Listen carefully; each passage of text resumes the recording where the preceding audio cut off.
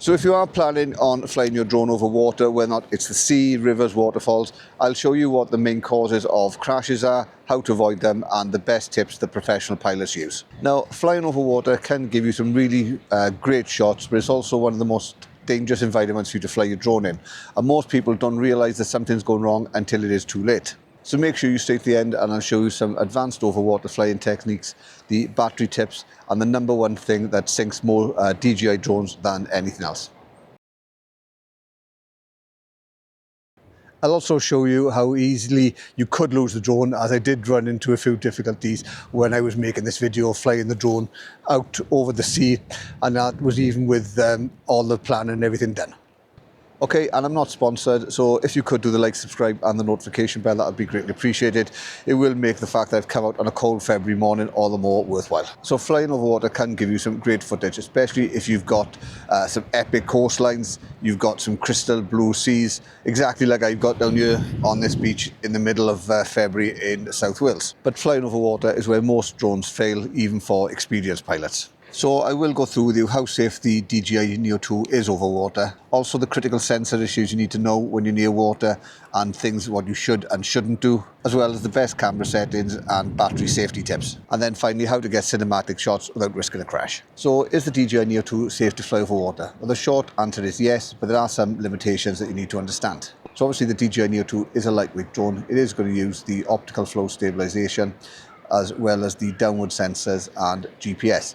But you do get a lot of unique problems over water that you don't tend to get when you're flying over land. So these are going to include things like the reflective surface you're going to get off the water, the wave crashing, false altitude readings, and remember that if there is an emergency, there is no safe place for the drone to land. So because of this is why preparation matters. So the main issues you're going to get when you are flying over water is going to be down to the downward sensors. And this is because obviously water is constantly moving, it's of low contrast, and it's going to be reflective. So the first one is going to be altitude drift, the second one is going to be position failure lock, and the third one is going to be sensor blindness at low altitude. So with altitude drift, it means that the drone's going to think that there's a danger of it rising and falling when there's not.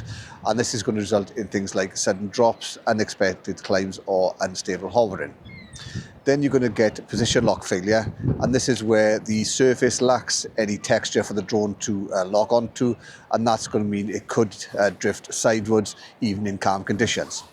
And then third, you're going to get the sensor blindness at low altitude, and this means that if the drone is below 1.5 to 2 meters, the downward sensors are going to become very unstable when it's flying over water. So the best rule is never hover over low water and expect stability, because you're just not going to get it. And now there's a car alarm going off. So other things you should never do is don't take off from a boat or over a dock, because that could confuse the sensors. It also means that the compass may not calibrate correctly. So always try and take off over solid land. Also, don't descend directly vertically over water, because this can result in a sudden sensor loss, a rapid uncontrolled drop. So if you are descending, always try and descend slowly whilst moving forward. And don't rely on the automatic landing, because obviously the sensors can't detect the water properly, and the drone's going to land straight onto the water and you're going to lose it. So always try and land the drone manually.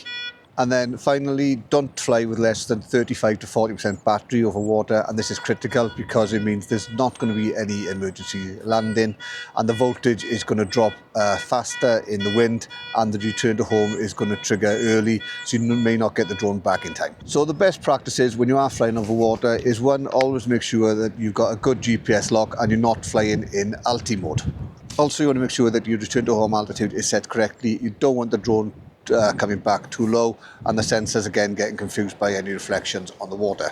Again, with the return to home, make sure that you've actually got it set to return to home and not to descend or hover in place if the battery level does get too low.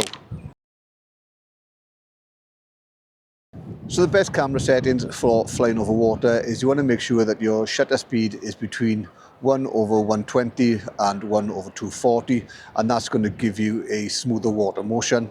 You also want to make sure that your ISO is as low as possible, and also use ND filters, particularly ones which have got a polarization filter in it, because that's going to help the sensors by improving the contrast. And then, of course, you need to take into consideration the wind and the weather when you're flying, because the water is going to exaggerate the wind effects, because obviously as the wind's travelling over the surface of the water, there's nothing to slow it down. So although it may look calm and less breezy on shore, when you actually do get out to sea, there's going to be a big difference in wind speed. So this could result in more unpredictable wind gusts, and also that the return flights are going to require more battery power. So you want to make sure that you follow the 50% battery rule.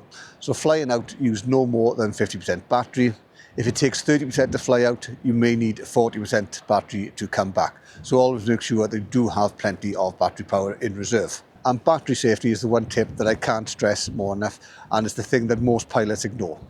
So before you do fly over water, make sure that you use fully cooled battery, and avoid using really cold or overheated packs, because that can cause issues as well. And never launch your drone immediately after charging the batteries. So all of these could mean a low voltage in the battery, and that can result in weaker motors, reduced stability, sudden power drops, and that could result in the drone dropping suddenly over water, and that's going to be an instant loss for you. And this is the point where I stop for 2 moments and say, if you are finding it useful, if you could do the like, subscribe and the notification bell, that'd be greatly appreciated. I'm not sponsored, so all that does help the channel no end. There's also an option there for buy me a coffee, and any funds that are going to go towards new equipment for the channel. It's also the 2nd of February and it's absolutely freezing, so I may actually spend the money on a coffee and be able to warm up. So when you do fly over water, there are some best practices which you need to bear in mind at all times. The first one is to maintain forward motion. Always make sure that the drone is moving forward. Never try and stop and hover over the water, because that's just going to confuse the sensors if the drone is too low. Now the next one is to fly higher than you think. Now, although DJI state that you need a minimum of 2 meters, I would recommend going at least 4 or 5 meters, just to make sure that you do have enough clearance between the drone and the water. So always remember, the higher the drone is, the safer it's going to be. You also want to make sure that you're using gentle stick inputs. So any sudden yaw or braking movements of the drone is going to increase instability. So smooth cinematic video and control is always going to be better, not just for the video itself, but also for the safer control of the drone. And always, as always, keep visual line of sight of the drone, because when you are flying over water, glare can hide the orientation of the drone. So if you use polarization sunglasses if need be, that's going to help significantly. And when you are flying over water, there's always a number of shots which will always look good. The first of these is going to be parallel shots, where you're flying parallel to the shoreline. The second one is going to be a slow forward reveal shot. Also high altitude pullbacks and orbit shots. But if you are doing orbit shots, then you want to make sure that the drone is about 5 to 7 meters above the water. So you also want to avoid things like low skimming shots, fake landing shots, or fast sport mode dives, because these again can result in the drone crashing before you know it. So I'm going to move now on to the final safety check. So before every flight, you want to make sure that you do have a good GPS lock. As I said, that's going to be really important. You also want to make sure that your return to home altitude is set, that your battery is above 90%. Never fly on a low battery. You also want to make sure that your wind direction is tracked. So when you are flying out, always fly out against the wind. So when the drone needs to come back, you're going to have a tailwind pushing it to come forward, because the drone is so light and it hasn't got much power. If it does run into a headwind, you're going to be asking for trouble. Take off from solid ground, as I said earlier. Don't take off from any boats. Make sure that you've got the drone set to return home, not to auto land. And finally, make sure that you have your home point updated correctly, so the drone knows exactly where it needs to come back to. Now, flying with the DJI Neo 2 over water can produce some great footage, but it does demand respect. And most water crashes are not caused by bad luck, they're caused by poor planning. Things like misunderstanding the sensors, overconfidence, poor battery planning, and not taking in consideration the weather conditions and the wind direction. So just remember that you need to fly higher, smoother, and smarter to get the best from the drone itself. So what I'm going to do now with the drone is I'm going to go down further towards the shoreline. I'm going to take the drone up to about 4 meters. It says about 2 meters in the DJI manual, but I'm going to take it up to the 4. I'm just going to fly it along the coast, keeping it in line of sight just to see how well the drone does. I'm not going to fly it out actually over the sea because we've got an offshore wind, and that's going to mean that the drone's going to run into a headwind when it's coming back to me, and that's just going to be asking for trouble. So as I said, I am going to take it down towards the shoreline and just go along the shoreline and see the results we got. So I'm going to be using an ND filter and a CPL filter, or polarization filter, on the drone, because obviously flying down the coast, there is going to be glare coming off the sea and the sand, and the filter is going to help reduce that and going to give me better results for the actual footage itself. So I'll take the drone out over the water and then fly it along the coastline and down. I'm going to be using cruise control. If you want to know more about how to set up cruise control on the drone, there is a video up here that you can use, and I'll go through exactly how cruise control works. So I got my home point updated. So I'm going to launch the drone.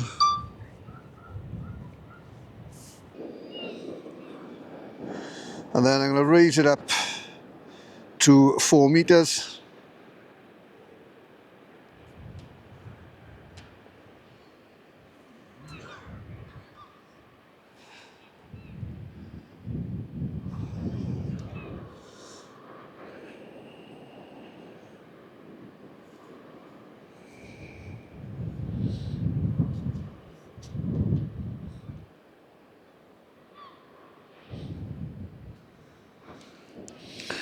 Take it a little bit further.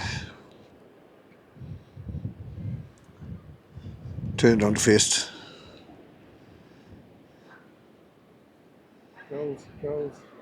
And now I'm just going to move forward and initiate the cruise control.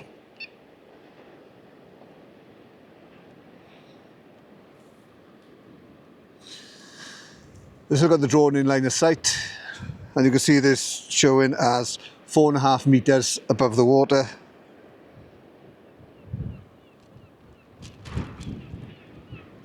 So I'm doing it this way, so if the drone does run into any difficulties, it's just a matter that I can face it towards the beach and bring it back safely.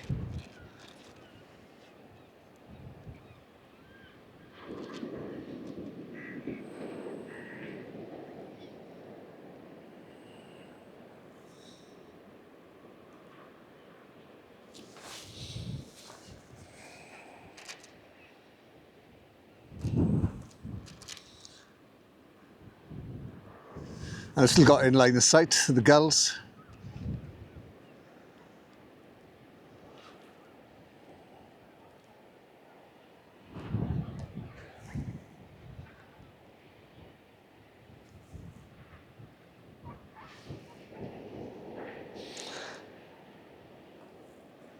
But I'm getting a strong wind warning now.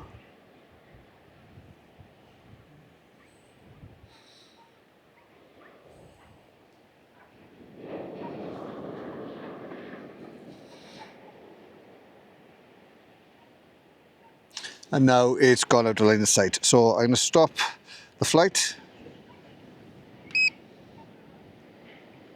I'm going to turn the drone around and then fly it back towards me on the home point. I'm going to move forward again. And again, initiate cruise control.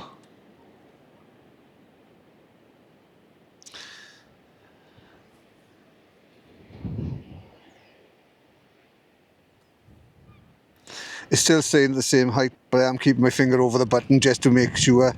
Right, you can see now it is dropping slightly. So I'm going to start to bring it up again. Bring it up to 6 meters.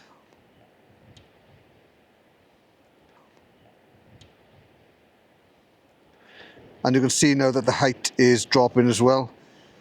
It's coming down from 6 meters, coming down towards 5 meters.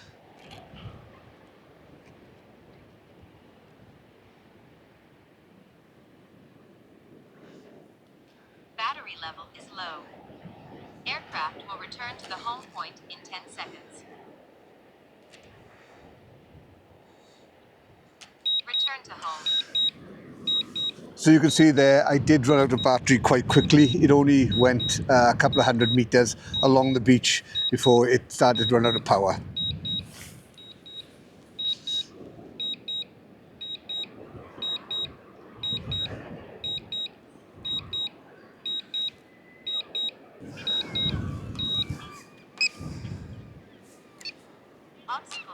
unavailable. Fly with caution.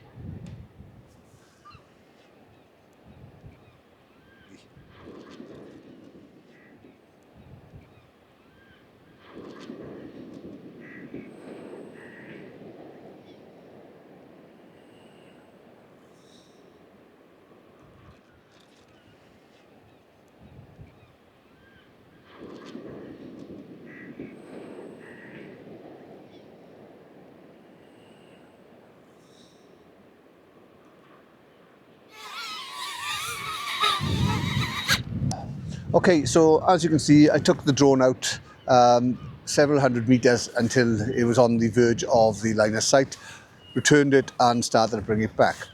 But as it was coming back, I ran into low battery and that initiated a return to home. And because of the winds, the drone was coming back, but then as it got closer to me, it was battling the high winds and it wasn't progressing further on the return. It just stayed where it was. So this meant then they had to take control of the drone. I started to bring it down and then was able to bring it back safely against the winds. But that's something you need to bear in mind at all times. A prime example that if it does run out of battery, it does run the risk of losing the drone unless you are vigilant and take control of it to return it back to you. So that just goes to show that even if you do plan everything like I did, where I made sure that I had a full battery, I kept the height of the drone down low and I kept it in visual line of sight, when it was returning to me, it still ran into issues. So even with the best laid plans, things can go wrong and you don't want things to go wrong and you end up losing your drone. Okay, so that's the end of the video. Hopefully you will be able to fly over water safer now.